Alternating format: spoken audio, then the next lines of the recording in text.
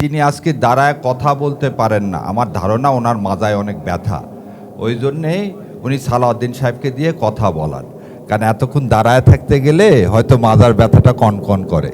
তা আমার অনুরোধ, উনি দাঁড়িয়ে থেকে কনকন করে ব্যথা করলে আমার আপনার সন্তান যারা হারাইছেন, যারা যুদ্ধাহত হয়েছে, সেই অনুভূতিটা বুঝতো।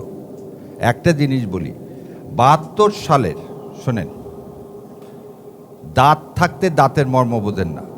বিএনপি কোনো দিন দাঁতের মর্ম বোঝেন, আর বিএনপির কতখানি শক্তি তা জানা আছে। কোথায়? ওই পল্টন ময়দানে দূর থেকে একটা বাঁশির শব্দ শুনছে আর বলছে পালাও।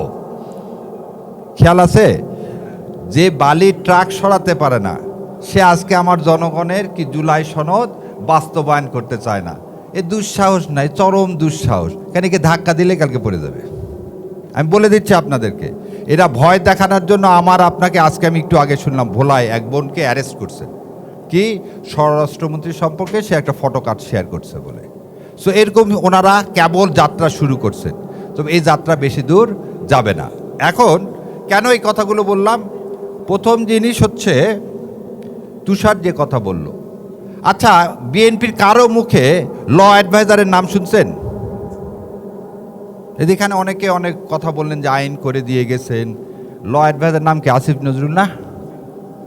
এই আসিফ নজরুলের নাম শুনছেন? ওনারা বললেন তত্ত্বাবধায়ক সরকার রাষ্ট্রপতিকে দিয়ে অনেক কাজ করাইছে। এই আইনগুলো তৈরি করছে কে? আসিফ নজরুল। এই গণভোট এবং একই ভোট একই শিডিউলে না দিয়ে আলাদা আলাদা শিডিউলে করালো কে? আসিফ নজরুল। তা আজকে আসিফ নজরুল আমার আপনার সাথে এখানে নাই কেন? আমি আপনাদের মাধ্যমে বলে দিচ্ছি, আগামী এক সপ্তাহের মধ্যে যে আসিফ নজরুল রাস্তায় না নামে, তাহলে আসিফ নজরুলের বিচারের দাবিতে যদি কেউ রাস্তায় নামে সেটা আমি শাহরিয়ার কবির, ইনশাল্লাহ। কারণ তার জন্যে আজকে আমার এই জুলাইয়ের ব্যর্থতা, তাই এই আজকে বিএনপিকে এই ক্ষমতায় নিয়ে আসছে, তাই ইন্ডিয়ান আধিপত্যবাদের বিরোধিতা আমরা যারা করি তাদের জীবন আজকে হুমকির মুখে ফেলাইছে। আপনি একটা কথা বলেন, ৫২-র জন্য শহীদ মিনার আছে, ৭১-এর জন্য স্মৃতিসৌধ আছে, ১৮ মাসে আমার জুলাইয়ের জন্য কি আছে? ৭১-এ মুক্তিযুদ্ধের আপনি লিস্ট করছেন, ১৮ মাসে আবার জুলাই যোদ্ধার লিস্ট করেননি কেন? ভাগ করলো সেখানেও কি শহীদ আর আহত। আরে শহীদ আহত তোমার কাছে কি আমরা চাইছি? আমরা তো বাংলাদেশ চাইছি রে বাবা, জীবন দিয়েছি কি কোনো কিছু বিনিময়ে? তার তুমি জুলাই যোদ্ধাদের লিস্ট করলা না কেন? ও লিস্ট করেনি কারণ এই জুলাই যোদ্ধারা বেশিরভাগই হচ্ছে যুবক শ্রেণী। তাহলে আজকে কি করা হচ্ছে? আজকে যেটা বলা হচ্ছে যে বিচার বিভাগ, আরে বিচার বিভাগ না, তারা একটা বডি তৈরি করতেছে মাথা বাদে। তো মাথা না থাকলে সে বডির কোনো মূল্য থাকে? মূল্য থাকবে না। আর আপনি তো খত দিয়ে দেশে আসছেন, সৎ সাহস আছে বলার যে 2/3 মেজরিটি জনগণের ভোটে আসছি।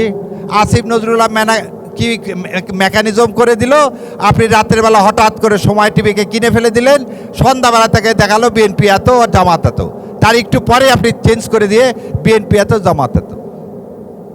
এটা তো সবাই দেখছেন, এটা তো আর কোনো লুকাছাপার কিছু নাই। ঢাকা শহরে উনি হেরে গেছেন, তারপর ওনাকে জিতায় দেওয়া হয়েছে।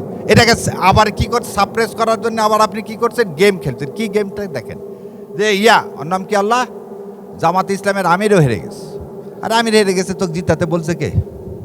প্রমাণ দে যে আমির জামাত হেরে গেছে, তারপর কি নাই হেরে গেছে, তো তোমাকে জিতাতে বললো কি আসিফ নজরুল? তুমি বলো যে ও ওই দুটা এই জন্য বলতে যাতে কেউ না বলে আমিও হেরে গেছি। এখন এদেশের দাবি শোনেন, ভণ্ডামো সবসময় করবেন এরা মুনাফেক বলবো না। কি কারণে? তত্ত্বাবধায়ক ব্যবস্থার মাধ্যমে 91 সালে কে ক্ষমতায় আসছিল? বিএনপি, তাই তো? না হলে বিএনপির জীবনে কিন্তু ক্ষমতায় আসতে পারতো। আওয়ামী লীগ কিন্তু ক্যাবিনেট ফর্ম করে মিষ্টি পর্যন্ত কেনা শেষ, কিন্তু ক্ষমতায় কি হলো? বেগম খালেদা জিয়া আসলেন। বেগম খালেদা জিয়া সেই তত্ত্বাবধায়ক ব্যবস্থা বললেন সংবিধানের মধ্যে নাই। তাকে সবাই মিলে বুঝালো যে তত্ত্বাবধায়ক ব্যবস্থা করলে যা যা করছে আপনার ছেলে ভাইয়েরা, এটা জাতি জেনে গেছে, আপনি কিন্তু জিতবেন না। সে তত্ত্বাবধায়ক ব্যবস্থা 5 বছরে ওই বিল উত্থাপন করায়নি। 91 থেকে 95 সাল পর্যন্ত তত্ত্বাবধায়ক ব্যবস্থার বিলই তুলল না। তারপরে কি করা হলো? আন্দোলন করা হলো। আন্দোলনের মাথায় 17 দিনে তিনি তত্ত্বাবধায়ক ব্যবস্থা বিল পাশ করে দিলেন। কি 12 ফেব্রুয়ারি ইলেকশন। আজকে অনেকে তাকে বলে 3 বারের প্রধানমন্ত্রী। যারা এই কথা বলে তাদের কি করা উচিত? তাদের একটা লজ্জা পাওয়া উচিত। কারণ 15 ফেব্রুয়ারি যদি আপনি বলেন সেটা একতরফা ইলেকশন, বিএনপি একতরফা ইলেকশন করছে, হাসিনা 3টা করছে, আপনি একটা করছেন। আমরা তাদের দিন এগুলো কথা বলতে যাইনি। আপনি একটা করলেন কেন? তত্ত্বাবধায়ক সরকার। আবার বলেন উদারতা দেখায়। মানুষ সেদিন আপনাকে জায়গা দেয়নি, এবং তারপর জুন মাসে যখন ইলেকশন হলো, সেই ইলেকশন আপনি পরাজয় বরণ করলেন। তার মানেটা কি? তার মানে কি? এবার আরও একটা জিনিস বলি, 2008 সালে কার জীবনের বিনিময়ে বেগম খালেদা জিয়া রাজি হলেন ইলেকশনে যেতে? কার জীবনের বিনিময়ে বেগম খালেদা জিয়া সেদিন রাজি হলেন ইলেকশনে যেতে? জানেন যে তিনি ইলেকশনে হেরে যাবেন, তাকে হারায় দেওয়া হবে এবং হাসিনাকে ক্ষমতায় নেওয়া হবে। তার 2 সন্তানের জন্য। তো তা আপোষ তিনি করছেন কি? একজন মা হিসাবে আপোষ করছেন। এবং বেগম খালেদা জিয়া তো বলছেন, তোমরা এই স্লোগান দিও না, রাজপথ ছাড়ি নাই, বেগম জিয়া ভয় নাই। এটা তো বেগম জিয়ারই কথা। তারা মানে আজকে যখন বলছে বেগম জিয়া সংবিধান ছুঁড়ে দিবে, ফেলে দিবে, এটাও নাকি রূপক হয়ে গেছে, সব রূপক। আমার জুলাইকেও 2 দিন পর বলবে রূপক। হ্যাঁ, অলরেডি আইনমন্ত্রী বলছে জুলাই এবং 90-এর আন্দোলন এক। আর 90-এ হেলিকপ্টার দিয়ে গুলি করছে। এরশাদ সাহেব মরণাস্ত্র দিছে পুলিশকে, 1400 লোক মারা গেছে। আর এক ডক্টর মিলন, সে ডক্টর মিলনকে মেরে ফেলে দিছে কে, সেটাও আমরা জানি। ডক্টর মিলনকে কে মেরে ফেলে দিছে সেটাও আমরা জানি। অভিনীরুকে কেন আপনি থাকতে দেননি? অভিনীরুকে জেলখানা থেকে খালাস পেয়ে বের করে ডক্টর মিলনকে সেদিন কে মেরে ফেলে দিল? আর হাসিনা হচ্ছে ডেড বডির রাজনীতির ওস্তাদ, ডেড বডির রাজনীতির ওস্তাদ। সেজন্য তো একবারও বলতে পারেন না নূর হোসেনকে পুলিশের গুলিতে মারা গেছে, বলেন না তো। নূর হোসেনের সামনে লেখা আছে গণতন্ত্র মুক্তি পাক। সেই গণতন্ত্র কবে মুক্তি পাবে? সেই গণতন্ত্র হচ্ছে এই জুলাই সনদ। সোজা কথা, কোনো ধান্দা পানি চলবে না। ধান্দা করছেন, এবার কিন্তু লন্ডন যারও প্লেন পাবেন না, ফেরত পাবেন না। এবং আমি আপনাকে বলি, কথাটা শুনতে খুব খারাপ লাগবে, যে নিজের উপর বিশ্বস্ত না, যে নিজের উপরে কনফিডেন্ট না, যে জাতির ভার নিয়ে কথা বলতে পারে না, তার হাতে জাতি কতটা নিরাপদ। সেই জন্যে অনেক ভাইরা অনেক কথা বলছে। আমি তো খুব ছোট জ্ঞান, 2টা জিনিস বলি। কোর্টের বারান্দায় যাওয়া যাবে না, এই কোর্টের বারান্দায় যাওয়ার জন্যে এই আইন বাতিল করে দিচ্ছে। তার জাজ সাহেবকে মুলা ঝোলাবে, তোকে অ্যাপিলেট ডিভিশন নিয়ে যাবো, অতএব জুলাই সনদ বাতিল করে দাও। আমি এই কোর্টের বারান্দায় যাওয়ার পক্ষে না। কারণ আমি, হ্যাঁ, ইন্ডিপেন্ডেন্ট জুডিশিয়ারি হোক, তারপরে যদি এই জুলাই সনদ নিয়ে কথা বলতে চাও। আমার কথা হলো, আপনাদেরকে একটা চ্যালেঞ্জ দিচ্ছি। 13ই নভেম্বর এই আদেশ পাশ হয়, ভোট হয় কবে? 12ই ফেব্রুয়ারি। এই 3 মাসের মধ্যে উনি প্রেসিডেন্টকে ফোন করতে পারলেন, তো উনি আসিফ নজরুলকে ফোন করতে পারেন না কেন? ওদের একটা বাংলায় একটা কথা আছে, কাকে নাম নেওয়া যায় না? ভাসুরে। তাহলে উনি হচ্ছে ভাসুর হয়। ওই জন্য সংসদে সব কথা বলতেছেন, কারণ এরা কোন গং সেটাও আমরা জানি। কিন্তু এই আইনমন্ত্রী, উনি যে অ্যাটর্নি জেনারেল হলেন, ওনাকে অ্যাটর্নি জেনারেল, সরকার হওয়ার আগে অ্যাটর্নি জেনারেল জীবনে কোথায় পৃথিবীতে কোনো রাষ্ট্রে হয়েছে? আর সরকারি ফর্ম হয়েছে রাত্রেবেলা, আর সকালবেলা অ্যাটর্নি জেনারেল হয়েছিল। অ্যাটর্নি জেনারেলকে নিয়োগ দিল কে? সরকার নিয়োগ দিতে পারে। আপনি এত সংবিধান করতেছেন। আপনাকে একটা কথা বলি, গণভোট যদি অবৈধ হয়, আপনি অবৈধ। আর সংবিধানে বলা আছে আমরা জনগণের হচ্ছে সকল ক্ষমতার মালিক। আপনি খালি 12 তারিখের মধ্যে এটা করবেন, আমি, অন্য কেউ করবে না করবে, আমি তো জনগণ, আমি তো সর্বক্ষমতার মালিক। আমি তাহলে আদেশ দিব এই সরকার অবৈধ, এই ভোট অবৈধ, এবং অবৈধ সংসদে যারা বসে আছেন তাদের বসার কোনো কি নাই, তাদের বসার কোনো ন্যূনতম, সে বিরোধী দল হোক, আমার তুষার ভাইদের দল হোক, জামাতে ইসলাম হোক আর বিএনপি হোক, কারো কোনো অধিকার নাই ওই সংসদে বসার। জুলাই আছে, আমরা আছি, জুলাই নাই, আমরা নাই। কারণ এখানে একটা জিনিস বলি, এই আইনমন্ত্রী সাহেব এবং সালাউদ্দিন সাহেব বারবার একটা কথা বলে, ভারতীয় আধিপত্যবাদের বিরুদ্ধে আমরা কোনো দেশের গোলাম হব না। শোনেন, এই রোগের লাইফ লাইন হচ্ছে, শোনেন আমি বলেছি, আপনি বলছেন, বলেন।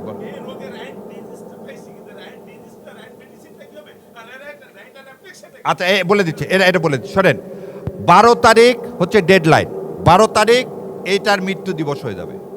12 তারিখে যদি তারা আইন না প্রণয়ন করে, তাহলে 13 তারিখে থেকে, এখন একটা কথা আছে, আপনি জুলাইয়ের আন্দোলন শুরু হয়েছে কবে? 18 সালে থেকে, 18 সাল থেকে। কিন্তু তারপরে আদালতে নিয়ে যায় নাটক করছেন, তারপর রাস্তায় প্রথম কথা হলো সবাইকে সময় দিছি, 12 তারিখ পর্যন্ত লাস্ট সময়।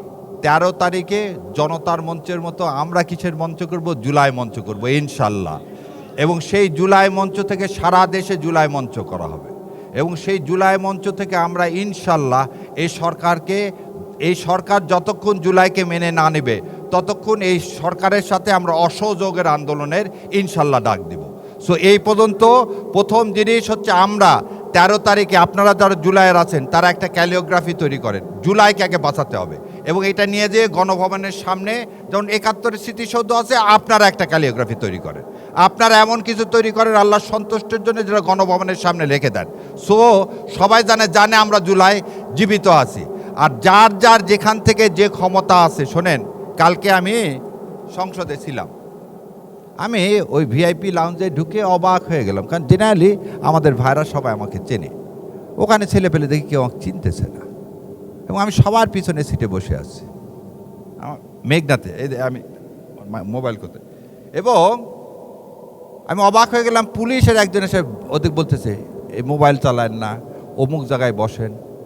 যেই আমার নাম চিফ হুইপ দাঁড়ালেন, ওই পুলিশ পিছন থেকে বললো সামনে যাও সামনে যাও সামনে যাও, সব পিছন থেকে সিট ছেড়ে সামনে চলে গেল। এবং ওদের মধ্যে একটা ছেলে, আমি বলে যাচ্ছি, এই ছবিটাও দেখা যায়, আমি অবাক হয়ে দেখলাম সেই ছেলেগুলোকে বলতেছে, শিখায় দিচ্ছে যে তালি দিতে, সংসদে তালি দেওয়া যায় গ্যালারি থেকে। এবং আমি জুলাইয়ের আন্দোলনে যতক্ষণ দেখছি এনার চেহারা আমি কখনোই দেখিনি। এই লোকটা, এবং এই লোকটা সেকেন্ড বেঞ্চে বসেছিল, সেকেন্ড বেঞ্চে বসেছিল। আজকে আমি অবাক হয়ে গেলাম। এবং জানেন, আমি মগরিবের নামাজের পর সেজন্য আমি ওখান থেকে আস্তে করে বের হয়ে আসলাম, যখন দেখলাম যে এখানে আমার জুলাইও ছিনতাই হয়ে যাচ্ছে। সো জুলাই ছিনতাই করতে দিব না বলে সবাইকে, আমি ওনাদের সবাইকে বলছি এক প্ল্যাটফর্ম হতে হবে বাবা। এক প্ল্যাটফর্ম কেন হতে হবে তার একটা উদাহরণ দিই। আপনারা যারা জুলাই যোদ্ধা, এখানে রাজনৈতিক দলকে ডাকছে, আপনাকে ডাকছে? আপনারা 101টা প্ল্যাটফর্মের দ্বারা আছেন, কিন্তু আপনাদের ডাকেনি। তো দয়া করে এমন প্ল্যাটফর্ম করেন যাতে আপনাকে ছাড়া আর এ দেশ শাসন করতে কেউ না পারে। এইটা করবেন না, মরে যাবেন। এটা করবেন, বেঁচে থাকবেন। প্রথম জিনিস হচ্ছে যে বললো যে ইন্ডিয়া কি করে দিছে, একটা সংবিধান করে দিছে। ঠিক সেরকম যুদ্ধকালীন সময় কি করে দিছিল, আমাদের একটা মুজিবনগর সরকার করে দিয়ে কি করে দিছিল, একটা অর্ডার বানায় দিছিল না। আপনি এতগুলো সংগঠন এক জায়গায় বসে কেন আপনি 12 তারিখের আগে প্রস্তাবনা দিচ্ছেন না? আপনারা তো এখন পর্যন্ত কোনো প্রস্তাবনা দেননি যে 12 তারিখের মধ্যে যদি এটা অ্যাজ ইট ইজ পাস না করা হয় আমরা বাংলাদেশের সমস্ত জায়গায় বসবো, 13 তারিখে হরতাল ডাক দিব। দিচ্ছেন আপনারা? আমি কেন দিব? আমি তো রাজনৈতিক দল, আপনি তো এর স্টেক হোল্ডার। হাত তো হারাইছে আপনার, যে এই দেশকে রক্ষা করতে, তাহলে অধিকারটা কার? আপনার। আরে বাচ্চা না কাটলে মায়ের দুধ দেয় না, আপনি কিন্তু কাঁদতেছেন না, আপনি কেন আমাদের দিয়ে বলাচ্ছেন? আর আমরা তো আপনার জন্য জীবন দেওয়ার জন্য রেডি আছি। অত চিঠি না, জানি না, আমি জানি না, বলতে হরতাল কি ডাক দিছ?